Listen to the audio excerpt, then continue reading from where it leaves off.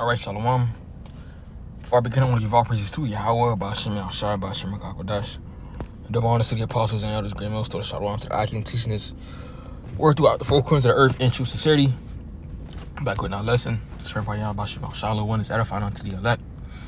Okay, the topic is going to be, okay, this will be the last war, in history. Okay, and what do I mean when I say that this is going to be the last war in history? Because we all see what's going on in the news. Okay, I should say, if you don't know what's going on in the news, then you're not taking heed and you're not watching the prophecies. But if you're watching the news, okay, just watching what's going on with Israel, Iran, and the US and Russia, okay, you will know that ultimately World War III, and also Ukraine as well, you will know that World War III, okay, it's in the midst, and we're in World War III now.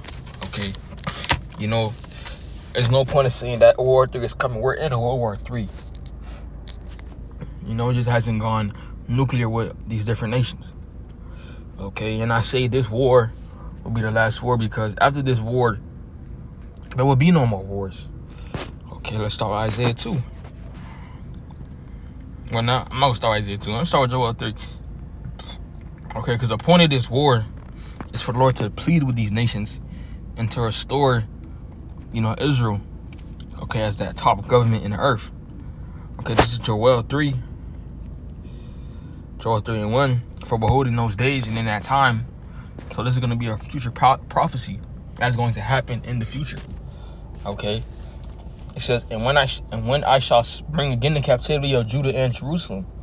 So the time is coming where us as a people, we're going to be restored. Okay, we're going to be restored, and the one that's going to restore us is going to be Yahweh Shai when he comes back. Okay, with the host of heaven. Okay, and who's Yahweh Shai? Who the world ignorantly calls, okay, JC, Jesus Christ, and his name means he saves and he delivers.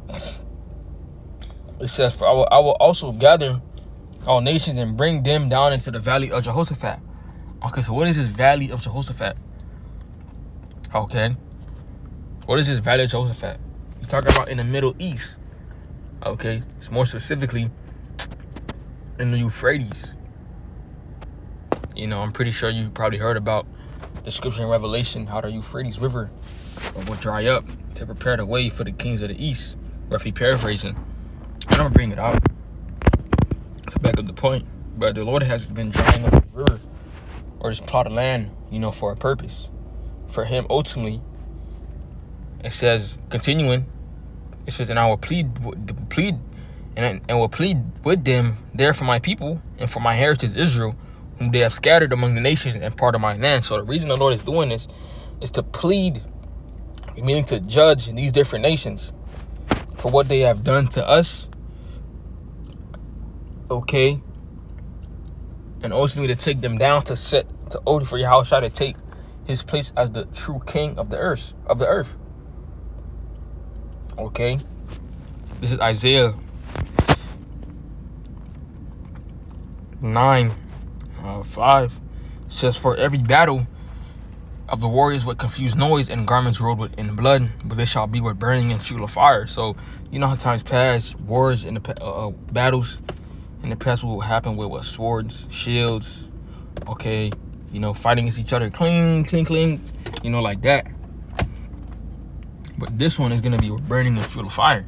And why is that? Because you see that these different nations have nuclear capabilities. Okay, we're not making this up. You see it. Russia, America got, nukes. These different nations have nukes. Even these small nations have nuclear capabilities. Because it's also in the Joel 3rd chapter. When it says that let the weak say I'm strong. These different smaller nations that wouldn't have that power now has it. Ultimately, it's to fulfill prophecy. It's to fulfill call him I checked it out right at 441. So this is prophecy coming to pass. And we led through the spirit. We turned in the spirit. We rejoicing. We're giving praises. We're preaching. Okay. Crying aloud, sparing not. Because this motivates us, man, to continue to endure. Because we see what's going on in the earth. Everything that, that we're seeking is happening. It's because Yahweh Shema Shai is causing it to happen. If that in itself don't make you believe that the Lord is actually working in the earth, then I don't know what to tell you. This truth is not for you. Okay, you should be rejoicing. You should be, up, in an uppity spirit. Okay, you see that Donald Trump is in office. See Elon Musk pushing Doge. You got Elon Musk on his Twitter saying Novus Order Seclorum, which meaning start doing the research on it, talking about the New World Order. And we need to understand that this New World Order is going to consist of, the MOTB. And the MOTB is also talking about in the scriptures.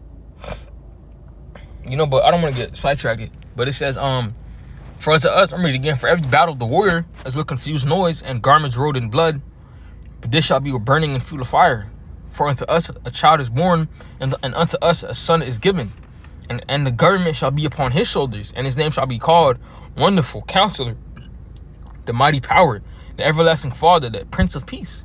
Right? This is talking about Yahweh Shai. And these are these different titles. Wonderful Counselor, the Mighty Power, the Everlasting Father, the Prince of Peace. Because ultimately Yahweh Shai is going to see the one set peace in the earth.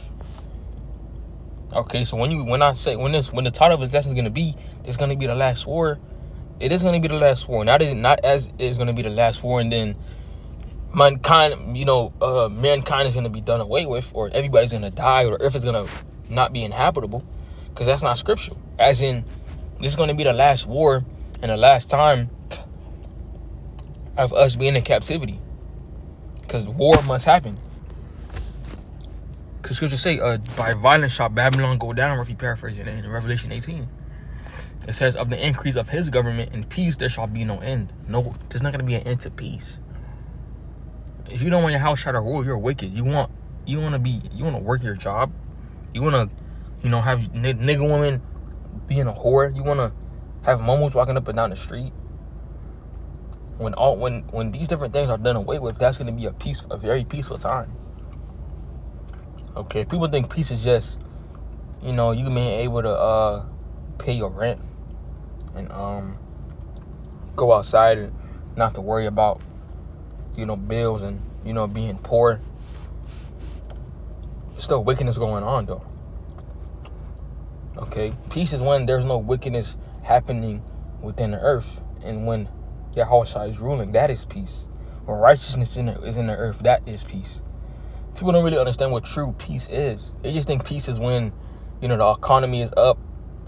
When there's when the economy is up, you could pay your rent and shit.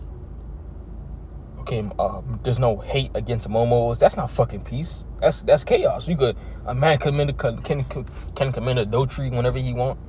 A woman can act like a whore without facing no backlash. That's not peace. It says, the government shall be upon his shoulders, or Slakia. And it says, upon the throne of David, and upon his kingdom to order it, and to establish it with judgment and with justice from henceforth, even forever.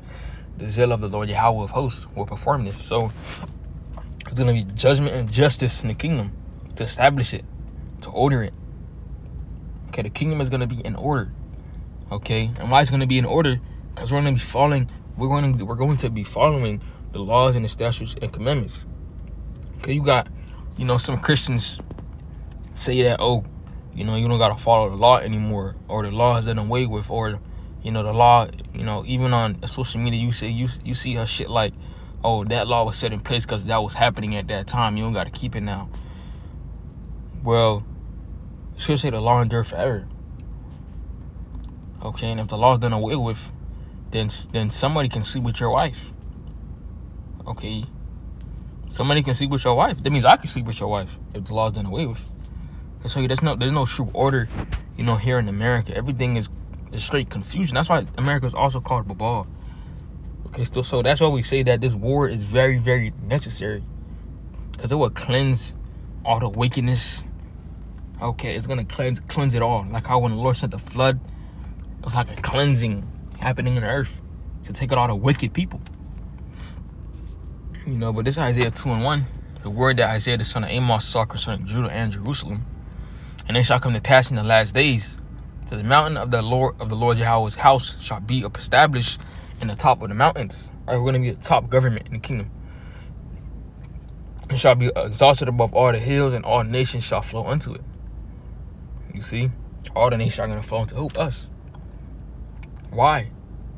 Okay, why does it say that? It says, and many people shall go and say, come ye, and let us go up to the mountain of the Lord Yahweh, to the house of the power of Jacob, and he will teach us of his ways. We will walk in his path. For out of Zion shall go forth the law and the word of the Lord Yahweh from Jerusalem. So, all right, these nations are going to come unto us to learn of our ways, because this is going to be the way how to live your life for everybody. Everybody's going to have to follow the laws, statutes, commandments of the scriptures. That is the righteous New World Order. It says, and he shall be judged, and he shall judge among the nations, and shall rebuke many people, and they shall beat their swords into plowshares and their spears into pruning hooks. Nation shall not lift up sword against nation, neither shall they learn war anymore. So you see, Lord, there's not going to be any more war. Don't you want that for there to be no more wars and people dying? You see? So when World War III is done, ultimately, when we get set up, there won't be any more wars. Okay, then will peace be on earth? Okay. So 2 Peter 3 and 12 says, looking for and hastening unto the coming of the day of the Most High, wherein the heavens being on fire shall be dissolved, and the elements shall melt with fervent heat. How's the elements going to melt? With fire. With nuclear fire. And it says we're looking for and hastening unto the coming of the day of the Most High. You know why? Because as I said, peace and order, okay, and rest is going to come. It says, nevertheless, we, according to his promise, look for new heavens and a new earth, wherein dwelleth righteousness. Because then peace will be on earth. A new rulership, okay, is coming. I'm going to get one more piece and I'm going to close out. Isaiah 14 and 7. It says, the whole earth is at rest and is quiet. They break forth into singing. All right, the whole earth is going to be at rest. The earth is going to be at rest. The animals, us, even the nations go see that. Us being in power is going to benefit everything. Okay? You know, with that long, when this lesson was edifying, I want to give all praises to Yahweh, Ba'ashem El Shai, Ba'ashem Kakodash. Their honor to the apostle and elders, great millstone, and shalom to the Hakim.